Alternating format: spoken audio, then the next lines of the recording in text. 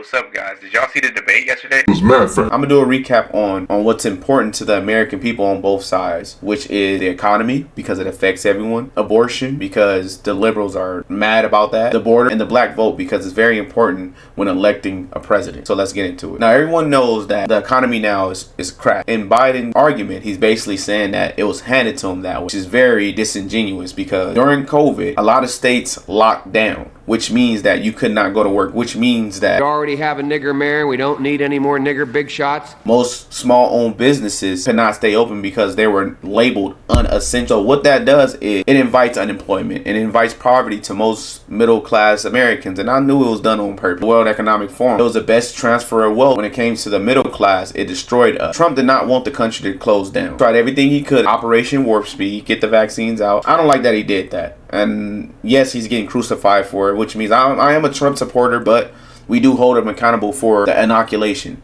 Now, did he force it? No, which is fair. And he did bring that up during the debate, and I think that matters. But when it comes to the economy, Biden just opened everything back up, and most people got their jobs back, right? Most businesses stayed closed because they couldn't get back on their feet. You have to take that to account when you're saying that it was horrible, now it's good. Lies, it's all false. The economy is now shit. When you go back 3 years from now, before the scamdemic, what did you see? Everybody was living life, they were fruitful, and people were working. Now, that's the kind of abortion. A lot of liberal white women, black women, whatever, they love abortion. Some want to take it up to 9 months. The infant would be kept comfortable.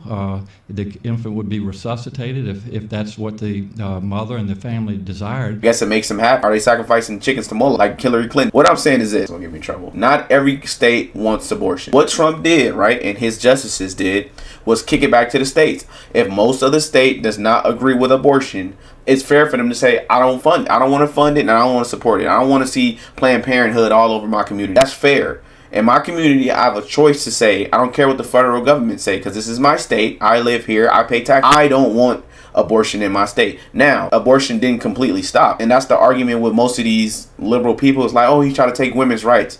No, it didn't stop. It's disingenuous to say that. If you choose you want more government, go to a state like California. If you choose you want less government, go to a state like Florida. That's fair. Now, the borders.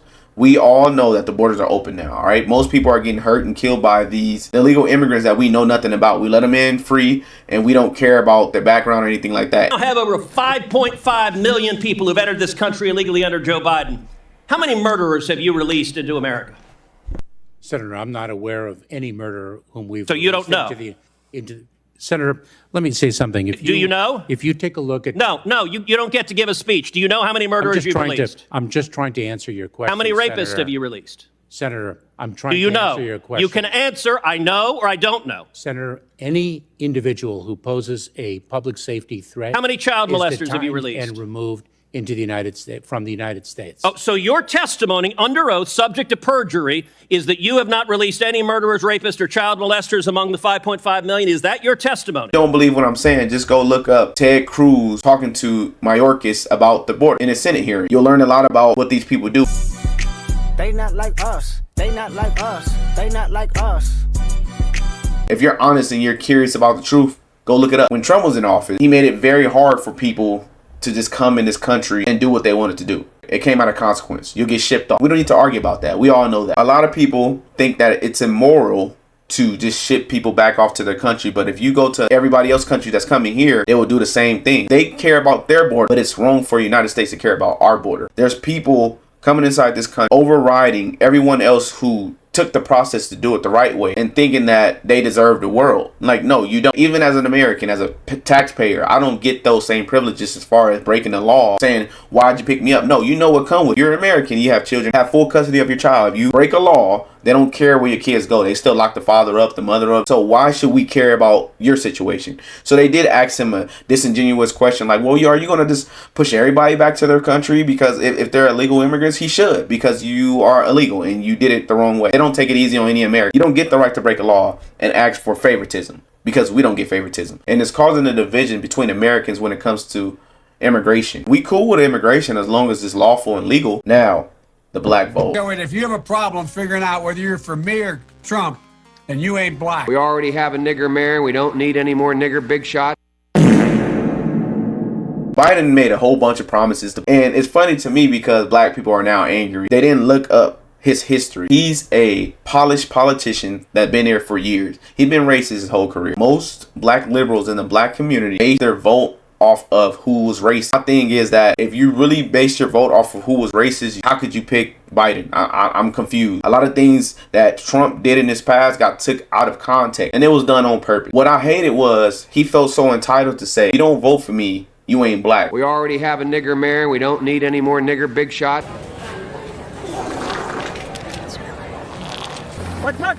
Knowing damn well he locked up, he made the 94 crime bill.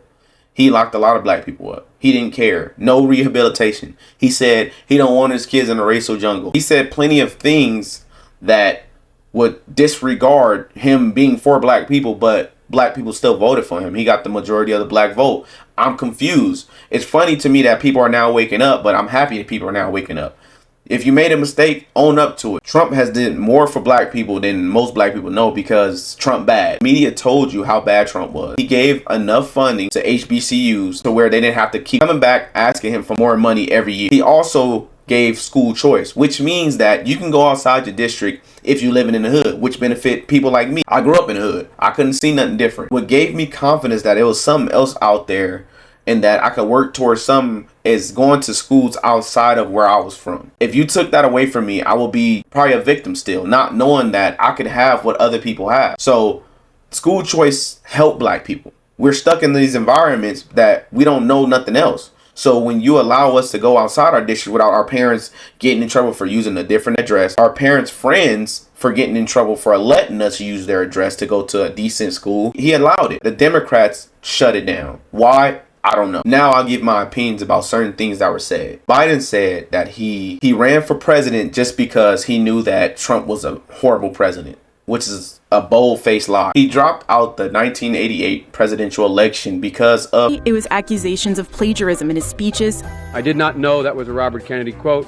My mistake. Stop lying. You already tried, but you're so much of a liar and stealer that you got caught. And they keep bringing up January 6th, January 6th, January 6th, January 6th. And that Congress do the right thing and only count the electors who have been lawfully slated. Lawfully slated. I know that everyone here will soon be marching over to the Capitol building to peacefully and patriotically make your voices heard. Today we will see whether Republicans stand. He made it very clear that he wanted the people to react peacefully. From that cabinet, in a restaurant, in a department store, at a gasoline station, you get out and you create a crowd. And you push back on them. And you tell them they're not welcome.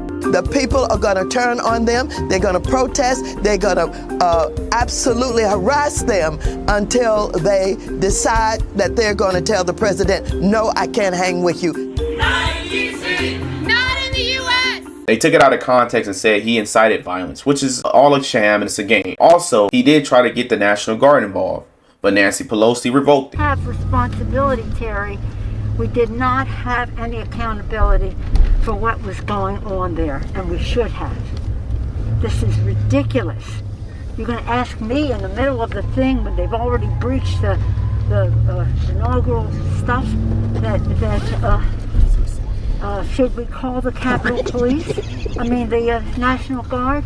Why weren't the National Guard there to begin with? They thought that they had sufficient resources. That is not a question of how they had. They don't know. They clearly didn't know, and I take responsibility for not having them. She knew what she was doing. No good crisis goes to waste. And that's how it goes. And he utilized a new conviction of Trump being a felon against him. And Trump said, well, your son is a felon. And he didn't get caught for most of the things that he did. And plus, if he did, you would be a felon. You're not far from being a felon. It's just that people don't want to do their job. If they did, you would have been locked up already. Because it's your judicial system, which means you're not going to turn it against yourself. Makes so much sense. And Trump will win on an appeal, in my opinion. Because I know that the justice system is being weaponized. And I think that if you're logical and fair, you could see it yourself too. I think that people should start voting like their life depends on it. Now the Democrats are trying to automatically draft women, which means war. Stop trying to take a stance and look cute and, oh, well, I'm just taking a stance against Trump, whatever.